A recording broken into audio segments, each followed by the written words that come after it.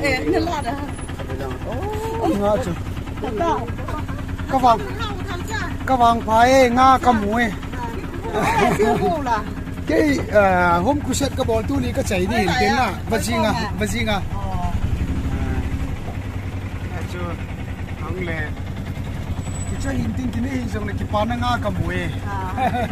các vàng phải liệt đàn chú chứ là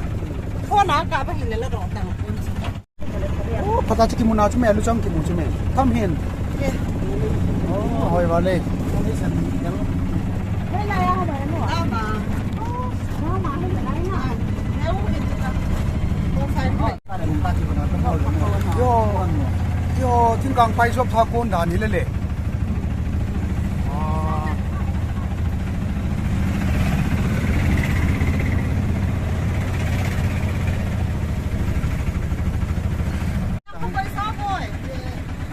ale ni ka bang phai nang tui ki mu toi phai nang na ba ko so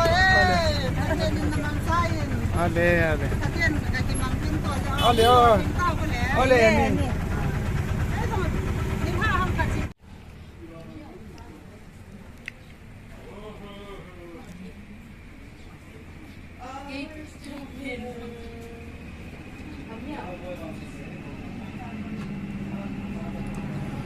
kakipae dunia zonga bela jika YouTube channel ai ki mutu de kidu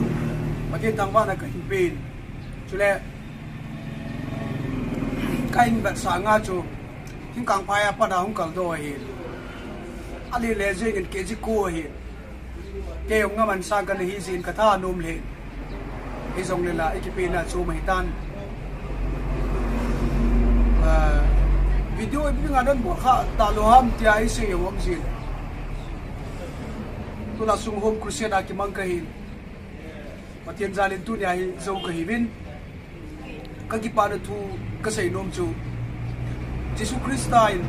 til ki dang bol masat na pina leng pi tu chi chep a hi na chu ama azau si hi tunin zong ni chu ki man cha na muni ning tho ka nia chu chi ka hi oso lo pum pumin ka chi azi chu zani sunday chu pa te ni khoin chiwa chun la ha ta ka sa na chun ka o ki su pun bu siong ka ve hin monday nya chi program ki panding chu kan lung lal hen hi zong le apat na pin chun kan thei pum pumin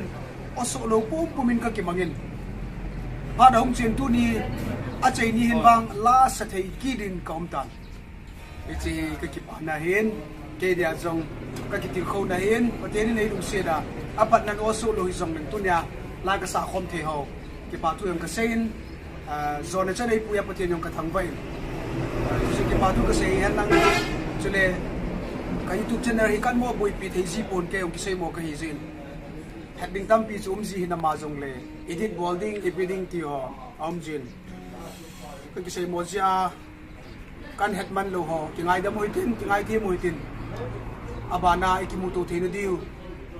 ai lo le dam share se lai um chi thenu diu bin tao này cái công trình hồi tết thì tao nó ngay chặt cây bùa nghiền, đó là nên đâm xe lại cái mô tô cả lại xe vin, nằm on trả vin sụt tiền chỉ bay dàn tiền mang phà.